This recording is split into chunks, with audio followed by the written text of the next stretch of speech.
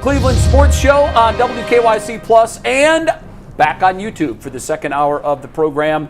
Jay Crawford, G. Bush, Earl the Pearl is in on the panel today. What up, family? We've got everything. We've got Cavs, we've got Guardians, we've got Browns, we've got... And Jason from Arizona. And Jason Lloyd coming from the owners' meetings. But let's start with Chase DeLauter, who did something that had only been done once before in Major League Baseball history. He became the second player to hit 4 home runs in his first 3 games. Watching his at-bats was must-see TV over the weekend.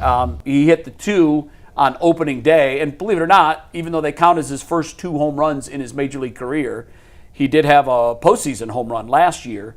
Zach Mizell tweeting that right there. It's usually it's a harbinger of good things to come for your career. Trevor Story has the record. I believe he homered 7 times in his first 6 games. I think crazy. I have that right.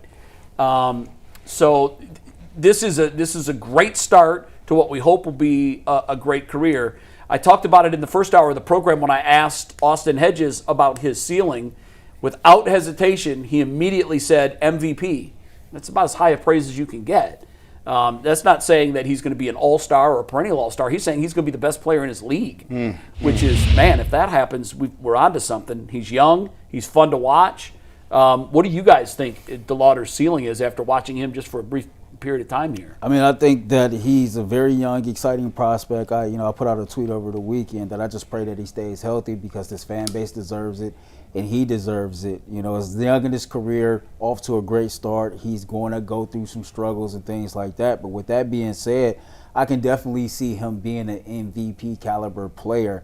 I think when you talk about homegrown prospects, man, the Manny Ramirez, the Francisco Lindors are guys that come to mind. And, to see him just early on and see the return on investment of a guy that we've been waiting to see for a long period of time, I'm excited, and I think that he has an opportunity to be right there with Trevor Story as far as getting to that 7 home run plateau within the first 6 games. I don't know if people understand this or not, but the Guardians are heading to LA to play the Dodgers, and though the Dodgers are one of the best teams, if not the best team in all of baseball, that is that's a hitter-friendly ballpark, and I think they gave up somewhere between 245, 250 home runs last year in that ballpark, and that was the most in all of Major League Baseball. So I'm excited to see what he does tonight. I'm going to go ahead and call my shot. I think he's going to hit another one tonight against the LA Dodgers. Calling the shot. Man, listen, I said this the other day on the barber shop. I said, I ain't in the business of limiting God's blessings. If you want to keep blessing me, come on. Listen, come on now. If you want to keep on blessing me, if you want me to have all the throwback jerseys, Lord, keep giving me all the throwback jerseys. Bring the 1980 Joe Charbonneau jersey in. Yeah, give me all. I want the old school joints. I want the Bob Fellers, but I'm not going to put no limitations on this man. No limitations on this man. Right. I just seen him hit 4 home runs against a really good pitching staff and a really good team in the Seattle Mariners. Right now, the city is on fire. I'm excited. I love the youth movement. This is one of the first power hitters that we've had that we've seen that has an excitement level since, for me, Francisco Lindor. A young kid, we've been hearing his name. And I come on here all the time and we talk about, hey, man, we want to see some of these guys. We've heard Espino. We've heard guys like that. We've heard DeLauter. We've heard Valera. We've heard these names for so many years, and we haven't got a chance to see them. We keep trotting out the same dudes. And for him to show up against Seattle and put that type of show on, and now get an opportunity to go and do it against the Dodgers, I'm going to tell you something right now. That's LA, baby. Yeah, if he do that in LA. That's LA, baby. If he do that against the Dodgers, the Duke and knee-jerk is about to be, listen, what are you talking about? Listen, Manny, Jim Tomey, listen, he already hired a Paul Sereno. He already better than Richie Sexton. He better than all of them right now, Jay. Hey, Grady Sizemore, Grady. Grady, you was a 5-tool player, but you didn't swing the bat like this, man. I'm telling you. I love Grady. And I love Grady. The He ladies, played the game too hard, if that's possible. The ladies love Grady too. Grady's ladies. Grady's ladies. Yeah. Yeah. So what you got, Jay? Man, I feel. Get excited. I want to. No. You was tapering.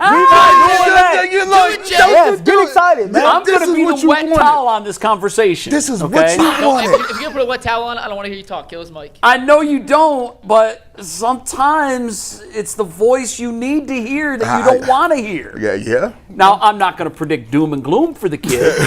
No way am I going to. I've seen him. I've watched him with my own eyes. But I'm going to be the first person on the panel today to bring up that he has only played no more than 60 games in any of his first 3 seasons. We're forgetting about the elephant in the room. Oh no, that's there. It's there. I don't. The I word. Yeah, listen, but we don't jinx it right now. No, I'm not even going to say it because I said the I word. You guys know what I mean. Yeah, Ireland. We all know. The best part, the most important part of ability is availability. And you've got to be available. And I had conversations with him in spring training about that. I said, is that something that you don't like to hear about? Do you lean into that? And he goes, it is what it is. I've been hurt. I get it. I can understand why people would look at my prospect as a major leaguer and say, yeah, but. And there is a yeah, but in this conversation. There's also another thing, too. He's going to hit. Going to hit the struggles. Yeah, the wall will be there. Yeah, it's real. It happens to everybody. But Nobody hits 356. Will they and a let him homer a work day through it though? For long. Will they let him? That's the thing about Yeah, the they Guardians. will. Okay. Oh, they're committed to him. As long as he's healthy, he's playing. Thank you. That's all I want to see. Yeah. Even if he goes through some ups and downs, he's seeing the ball well. That's gonna come with it. But I still want to see him get the opportunity to get at bat. You're going to see What's that. the longest hitting streak for a rookie in Cleveland Guardians / Indians history? I'm looking. I don't know what that is. It's up to 4 now right here for him. Offhand. So I'm just curious to see. Okay, no, it would be in the teens, maybe in the 20s. I'm just curious. Joe Charbonneau, when he won Rookie of the Year, I think he had a decent streak that year in 1980. Quan got to 18. Okay. Okay. Yeah, so that's doable. That's doable. Here's what he has to, and he's a smart kid, man. Like I even commented when we were done with the interview to our producer. I said, man, he's wise beyond his years. You have a true age, and then you have a baseball age. Like baseball age, he's seasoned vet. He gets this. He just has, and I think a lot of the great ones just do. I was watching a podcast, a recent podcast, where David Justice was asked about the best right-handed hitter that he ever played with. I had said earlier, I've always said I think Manny's the best right-handed hitter I've seen. And he said, without question, it was Manny Ramirez. And he said the one thing people didn't know about Manny was always the first person at the ballpark. Always. Everybody just looked at him because his style, if you could put it into a word, his style would be chill. Yeah. And you just looked at him and you're like, man, this guy just acts like he doesn't even care. You just assume he don't work hard because he has this chill exterior. He has this personality. Yes, because he's that's laid real back. He wore the calm. baggy uniform. Yeah. He kind of sauntered when he wasn't, he hustled when he played. But other than that, there was a slow saunter to him. And I think the wrong assumption was, this guy doesn't work hard. Well, I was covering those teams. I worked in Columbus at that time. So I covered Manny Ramirez's early teams. And I just remember to myself thinking, this dude just rolls out of bed, comes to the ballpark, and is just naturally great. And that wasn't the case. David said that he was always the first guy there, and he would be underneath taking all curveballs on one day. He's give me all curveballs from the pitching machine. So he'd stand in the hitting machine, and he would just face 50 curveballs. And then maybe the next day he might say, give me 50 cutters. He's doing that now. Seams. I watch baseball. Weird. I'll be watching baseball Instagram videos, right? Instructional videos. You do know Manny Ramirez goes to the cages every day. Crazy. And he's in there still. His son still is today going to be he is a prospect. His son is coming, and you'll start to hear about him. But Manny, the other thing that was funny about Manny was David Justice said he was the only superstar he ever played with that had zero ego. Zero. Manny was hilarious. He wasn't trying to be funny, but he was just a funny dude. And acted like he was, the only care he really had was he was born to play baseball. That's it. That was it. That's all you do. Raised in the Bronx, Washington Heights, and all he ever really cared about was being great at baseball. And David Justice said he asked him one time, hey, were you a good high school hitter? You must have been great in high school. He's like, nah, I was okay. Then David Justice said, by the time he became a superstar, they put out one of his high school baseball cards with his stats on the back, and he said his stats were video game numbers. Like, he was the Gatorade Player of the Year, but he was always chill. And I say all that to say this. I think that DeLauter's kind of that guy. He's just, I don't think he has an ego. I think he's got a great self-awareness, which I thought Manny did too. And I think that for the most part, he just wants to come to the ballpark and play baseball every day. There will be a stretch where he goes 1 for 29. Yeah. It's coming. It happens to everybody. Even Jose Ramirez goes into those kind of slumps. They're going to get that book on him. They don't have that yet. They know they have a scouting report on him from his minor league days, and there's a lot of info on everybody. But once he goes through the league 2 or 3 times, pitchers are going to find holes in his swing. Pitchers are going to find ways to attack him that they don't yet know about. So it's not all going to be sunshines and rainbows. He's on pace to hit 162 home runs. Newsflash, he won't hit 162 home runs. Okay, he's going to hit the skids at some point. Now, and when I say wet towel, I don't mean he's going to be in the minor leagues in June. I don't mean that at all.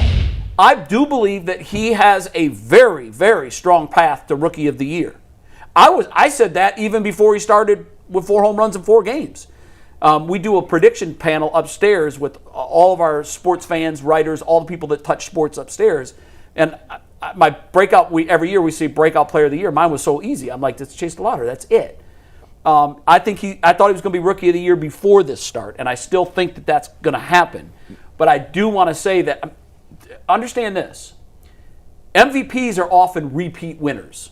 You know, Aaron Judge, multiple MVPs. Shohei Ohtani, multiple MVPs. That means in a decade, you might have only 5 MVP winners in each league. That means you've got 10 MVP winners maybe for a decade.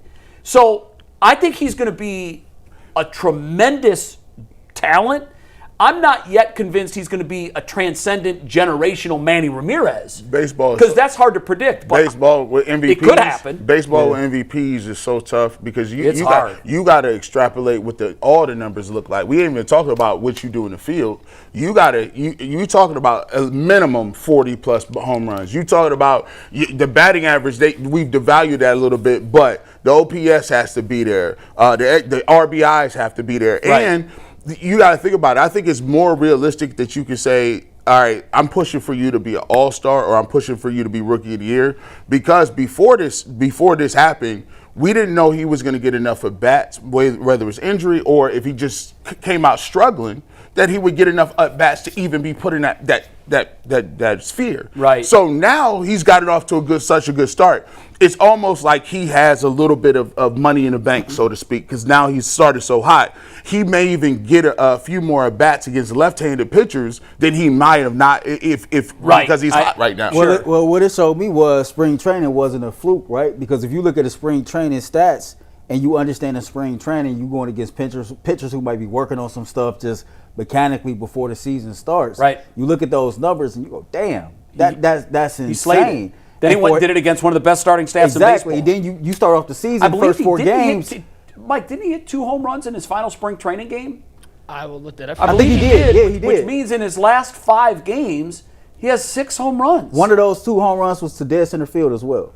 And so then when the regular season started, you get one opposite field. It's just showing the power. It's showing the mechanics in the swing. It's just showing everything about him. And for me, you know, I don't really want to put a ceiling on him. I think we all believe he's going to be really, really good. But you know what they tell me? That's just going to hurt. It's going to hurt even more because we already know how the story goes. The better that they are, the more hurt when it's time to say bye-bye. Yeah. We're a feeder mark. I done watched all 4 games. Guardians, don't play around. Don't play around. I done watched all 4 games. You know G. Bush is not watching all 4 games and none of that. Because they were all late. Yes, they was all late. Yesterday's.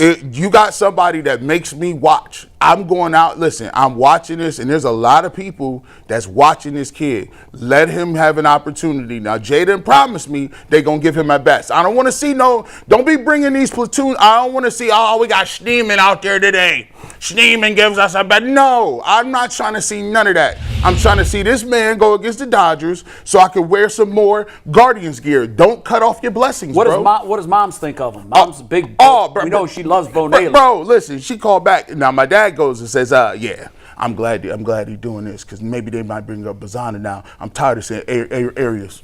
I'm talking about seeing Arias and that June other 1st, and Rocchio. See, they got the young dude up here now. I'm telling you, Garrett. He be calling me. Tell you, Garrett. He calls you Garrett. Yeah. Tell you, Garrett. I'm tired of seeing this stuff with these middle infielders. It's time to bring up Bazana. You know what I think we're going to have? I think we've got like the infield Olympics, the middle infield Olympics until June 1st. I would be very clear if I'm Stephen Vogt. I'm calling Arias and Rocchio into the room. And I'm saying, do you hear that? That's the clock. And it's ticking. Tick, and tick. here's what's going to happen. Travis is in the oven, and he's about ready. So June 1st, that you want to save a year on his clock. So I believe that I think it's still that way. June 1st is the call-up date where you don't lose the year. I think they would probably go to Arias and Rocchio and say, battle it out, boys. What we doing? You got 2 months of everyday playing. I'm not going to platoon you guys. I'm going to play you, for the most part, every day. And at the end of May, we're going to make a decision. And we're going to move on from one of you guys, and we're going to bring the kid up. If Bazana is hitting like we think he can hit, he hit very well in spring training. I have every expectation he's going to tear it up in Columbus, and he'll be ready for a June 1st call-up. That means that you would get the better of the two would stick around. If it's Arias, then he stays at short. Bazana comes to second. If it's Rocchio, Rocchio goes to short. Arias, bye.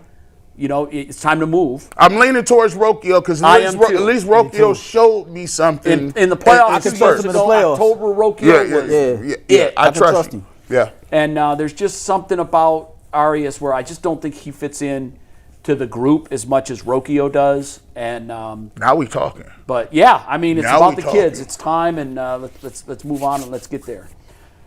All right, we're taking a commercial break, right? We are. We come back. We're pivoting to the Browns and discussing what Andrew Berry said about the starting position of each quarterback. Get ready for a summer-long quarterback battle. We'll dive into that and more said what? next